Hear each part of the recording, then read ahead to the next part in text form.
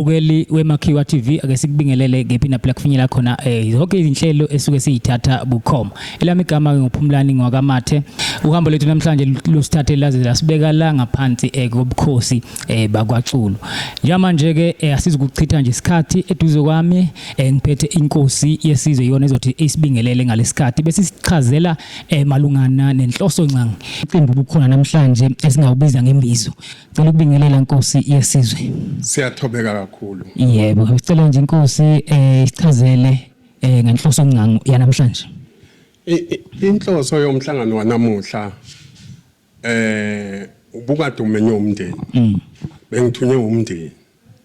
Engicabangayo umndeni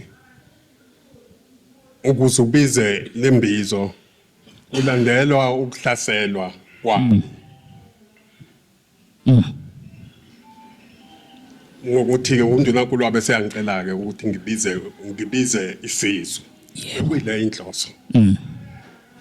Okay, ngamafuphi isovele siphuthume sidlulele kuba uNdunankulu sifuna ukuzwa malungana nodaba oluthinta ezimayini ukuthi ngokubuka kwakhe sekuvelile zonke izinto ezithe zavela zahlaluka kuthini kubona and bazokushintsha kanjani bathe bakubona kwenzeka nanokuthi ubenefita kanjani umphakathi oyisizwe senkosi Ndunankulu.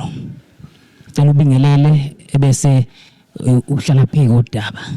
Ngiyabingelela emakhosini akwethu ukukhuleka kakhulu nakini bafowethu. Cha ake nginike umlanjwana omncane mayelana nendaba eyenzekayo. Kuthe uma kubuyiswa umhlaba ngesikhathi seland restitution kwaba nenkinga ethi uhulumeni uthi umhlaba awubuyiselwe kuma trust izakhiwo lezo okuthiwa ama trust noma ama community property associations. Sizokhumbula ukuthi ngesikhathi umhlaba uthathwa Yes. abamhlophe babe uthatha emakhosini. Babe ngawuthathi kubantokazana nje. Uhulumeni ke iphutha lokuqala lenza yilokhu ukuthi athathe lo mhlaba wenkoko wamakhosi awunika abantu laphayana. Abantu bazibona sebengamakhosi ngoba nabo bathi lo mhlaba owabo. Kwakhiwa isakhiwo lese kwakuthiwa i-community property associations nama trust. Inkinga enkulu ke sibhekene nayo la kulesizwe sakwethu iyona leyo nto ngoba umuntu kawafika la ngaphambilini saxoxa ngokuthi sizocela ukuthi induna uma induna ngabi siba uhlalo futhi walezi ezinye izakhiwo ezibonakala zilwa nobukhosi ngoba uma kufika abantu laba bezongumbiwa lapha befuna lento okuthiwa i-community consultation noma i-consent from the owners of the land abanikazi bomhlaba abavele beye kulaba ama-trust laba nakulama CPAs bangeze enkosini. Umhlaba lo kaMsiyane wabuyiswa inkosi. Zonke izakhiwo ezikhona la ziyakwazi ukuthi umhlaba wabuyela wafanele ngawubuye enkosini ngenxa ke yohlelo lokahulumeni ke wabuyilele kulaba bantu. Noma laba bantu inkinga abanenkinga nayo bazibona nabo bengamakhosi phezulu kwenkosi. Bazibona bengabanikazi balemhlaba phezulu kwenkosi. Okuyikhona lokho seqhatha isizwe kanye nabo. Nawu ke okufike kube kwabonakala lapha ukuthi lezi zakhiwo zinikezwa uMaster of High Court isikhonzi senkantolo iminyaka 5 bese committee bese kuyakhethwa. Laba abala sekuphele mhlawumbe iminyaka u16 abantu abafanayo bakulento. Uma sifika ngifika kundaba ezidanga ngisondezwa amakhosi lapha ngayibona lento sayiqala phansi sala nalolu hlelo lokuthi abashintshe labantu ngoba isikhathi sesiside kakhulu benda bela hayi futhi ukuthi besebenza nenkosi beganga ama truck aphuma lapha emayini lapha maningabe ngabe azuzela isizwe sekuzabadukubulana abanye khona uDuncan abamdubula nje la nabanye abafowethu singeke sibasho kodwa sibaziyo badubulana babanga ukumba amalahla ngokungekho emthethweni ama truck angazi kuthiwa mangaka sephumelela isizweni senkosi okufike kube ihlungu nakho konke ukuthi inkosi ayizuzi ngisho ezweni sika khokho wayo ayizuzi lutho so ingakho ke size sayiqoqa ke siyisizwe njengonduna nkulu ngaguqa enkosini ukuthi hayi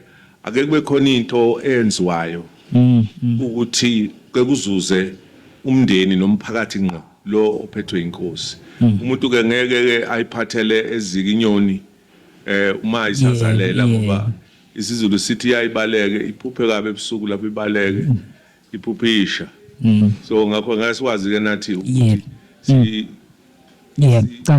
yes seziko so kunduna nkulu ngizoqhubeka ngidlulele kumdidiyeli into esifuna ukuyazi malungana ukuthi sekudalulekile futhi kwabekeka kwacaca ukuthi kuna induna engazange iattende okusho ukuthi futhi kunanomphakathi esizweni senkosi ongazange ufike embizweni ebizwe inkosi so ngifisa ukuthi singene kumdidiyeli loludaba lenduna uzolithatha ulenze njani and futhi kusukela manje uyabona linesicazululo angibingelele kuleke emakhosini akithi mhlasimbe okwami njengomdidiyeli ufishane kakhulu kufishane nje umuntu kumlimaze kakhulu emoyeni uma uzwa kuthiwa inkosi yakithi yala la ePlus Station njengesiboshwa uyihlazo kakhulu kodwa ngithokoze ngibonge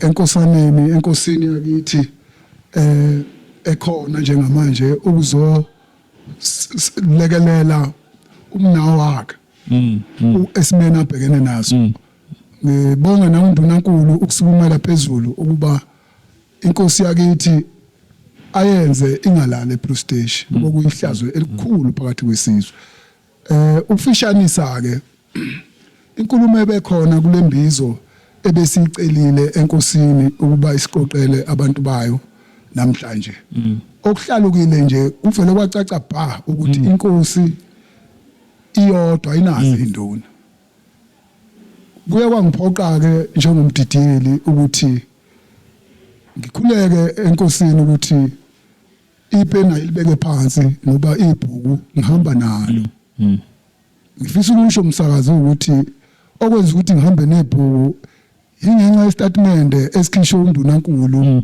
walesi sizwe sakithi kwaXulu ukuthi kunjena nje indaba iseyinduneni uthi kumbuzo ke ma kuyizinduna ezingayinakile inkosi okuyizona ezikhomba ukuhlangana nezitha inkosi bizosayina isayina ukuthini ngakho ke leli bhuku ngihamba nalo siyakwakhokta ngihamba nonduna nkulu sifuna umphathi lo wakwakhokta asitshene ukuthi uhlelo lokusebenza kwezinduna phansi kobukhosi lumi kanjani ilokho nje ibhuku lihambele lokho ipeni liphansi akukho futhi okunye ngiyathokoza sibakhulu kumdidiyeli xaphashe sivale ngokuthi sizwe umuzwa wakho kutheni mawuzwa izinto ezenzekayo enkosini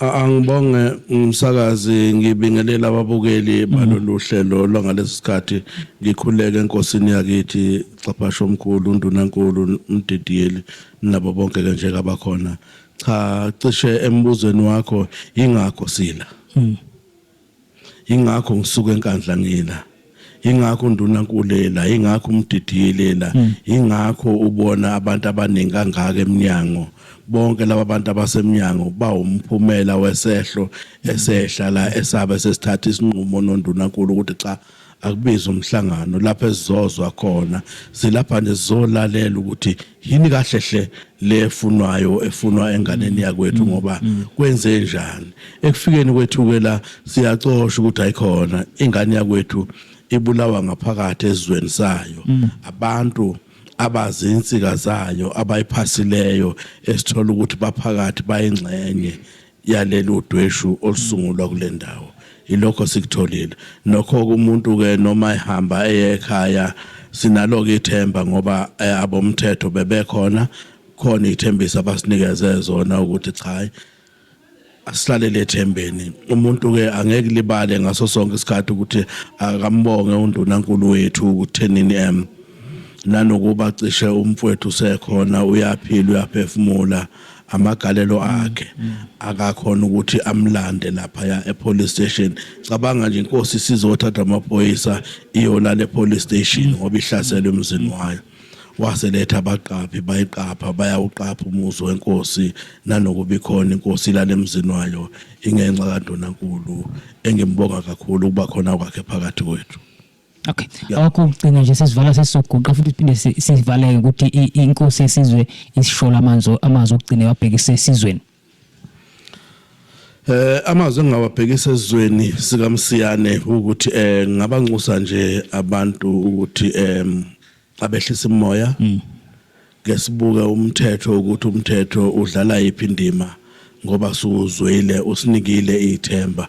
Ngihamba nje ngibuyele enkandla likhona ithemba enginalo ngendlela abasho ngayo ngibonga kakhulu. Wakho ucabashi. Nkosi yesizwe awakho okugcina wabhekisa esizweni. Ngakubhekisa esizweni ngisinethemba kakhulu ukuthi isizwe ngeke siyithathele umthetho. Yebo. Ngoba sona sithembele emaphoyiseni. Nathi kusinika ithemba ukuba khona nje kwaNdunankulu nenkosi eduze kwami ifana nomfowethu kunginika ithemba lokuthi lesi sihlava lezi igebengu izosheshe ibanjwe.